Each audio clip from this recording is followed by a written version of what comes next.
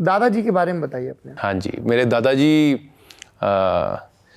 कराची में रहते थे, मेरी फैमिली सारी। फिर वहाँ से वो जब सेपरेशन हुई तो सारे इधर आए, और पहले लुधियाना में पिंड जीरा वहाँ पे रहे। पिंड जीरा? हाँ जी जी। तो वहाँ पे मेरे फादर साहब भी वहीं बॉर्न हुए हैं, वहीं पे पले बड़े हैं। उसके बाद फिर उन्होंने जब बिज़नेस स्टार्ट किया अपने, उनका चप्पल का बिज़नेस था तो काफ़ी अच्छा था उस वक्त। तो फिर वो दिल्ली आए, शायद बॉम्बे आए, उसके बाद फिर दिल्ली आए।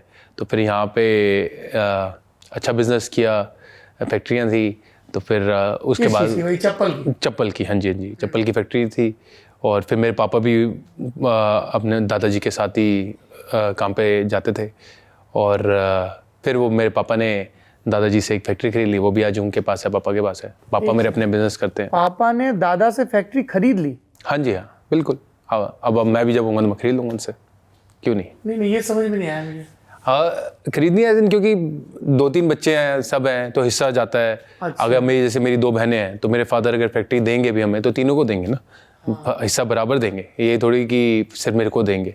तो वो अगर मेरे को लेनी है तो फिर मैं अपनी बहन को बोल दूंगा कि मैं ले लेता हूँ। मेरे फादर के, मुझे पता है मेरे फादर के वो फैक्ट्री बहुत अजीज़ है। हाँ। उनके एक बच्चे की तरह उन्होंने इतने 40-50 साल से रखी, तो एक इमोशन वैल्यू होती है, और ऑफ कोर्स कमर्शियल वैल्यू भी है ही है। किस तरह की चप्पल बनती है, लेदर वाली? अब नहीं, वो मेरे दादाजी करते थे। अब मेरे फादर प्लास्टिक गुड्स का काम करते हैं।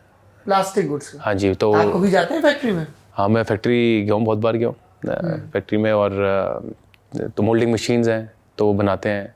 पहले लंच बॉक्स बनाते थे, वाटर बॉटल्स बनाते थे, अब वो चॉकलेट बॉक्सेस होते हैं। तो जितने भी ये मिठाई वाले उनके लिए बनते हैं वहाँ पे। हाँ जी। और आप जब 14-15 साल के थे तब भी बिजनेस में ही जाना चाहते थे? 14-15 साल में तो मैं क्रिकेट खेल रहा था, पर एक बार ही ऐसा हुआ कि बीच में मेरा मन था कि भाई क्रिकेट छोड़ दूं। तो 1-2 दिन सेल्स बॉय की तरह मेरे मास्टर जी मुझे ले गए, उनके एम्प्लॉय ले गए। पूरा दिन मैं वहाँ काम करने गया। क्या बेचने गए थे आप बतौर सेल्स बॉय?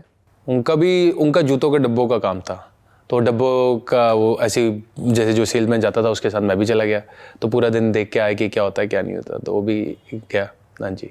नहीं जमा नहीं, मतलब मैं सीख के आया। फिर मैं बड़ा छोटा था तो मैंने पूछा मैं कब बात करूंगा, कि मैं कब बोलूँगा। तो कहते अभी आज सीखो।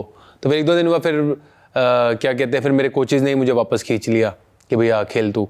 तारक सिन्हा सर, मदन शर्मा जी, तो ये मेरे दोनों कोच रहे हैं। पर ये सिलसिला शुरू कैसे हुआ कि क्रिकेट खेलना है? क्रिकेट जैसे कॉलोनी में हर एक नॉर्मल बच्चे की तरह कॉलोनी में खेलता था मैं, तो अच्छा खेलता था। तो मैं सारी स्पोर्ट्स ही अच्छी खेलता था। कॉलोनी में फुटबॉल भी खेलते थे, क्रिकेट भी खेलते थे। नहीं, हर एक बच्चा ऐसे साड़ी पकड़ के नीचे उतर के नहीं खेलता। वो अलग क्या मसला है? वो मसला ये था कि जैसे मम्मी ने जाना सामने, जैसे सब्जी लेने जाती थी, सामान लेने, तो हम छोटे थे तो घर पे ताला लगा के चले जाते थे। तो मेरे दोस्त आगे कि भाई खेलने आ जा। तो मैं और मेरी बहनें थी, तो मेरा नया बैट आया था। तो मैंने कहा अच्छा मैं तो नहीं आ सकता, उन्हें बैट दे दे। तो मैंने चुनिया बांध के बैट दे दिया। फर्स्ट फ्लोर पे रहते थे। तो बैट दे दिया। अब बैट चला गया। अब मैंने कहा नया बैट चला गया, मैं भी जाना चाहता हूँ। तो मैंने मेरी बहनों को बोला बांधो चुनिया। तो चुनिया बांध के मैं फर्स्ट फ्लोर से लटक के नीचे आ गया। फिर मम्मी आई तो मम्मी ने कहा ये बब्बू कैसे, बब्बू मेरा घर का नाम है। तो कहते बब्बू कैसे घर से नीचे आया हुआ? हमारे सामने वाला वो होता था, प्रेस वाला होता था। तो उसने बताया कि भाई ये तो बालकनी से चुनिया बांध के आ गया नीचे। तो बस कुछ नहीं, वहाँ से फिर ऊपर बुलाया, फिर पिटाई हुई। और क्या पिटाई?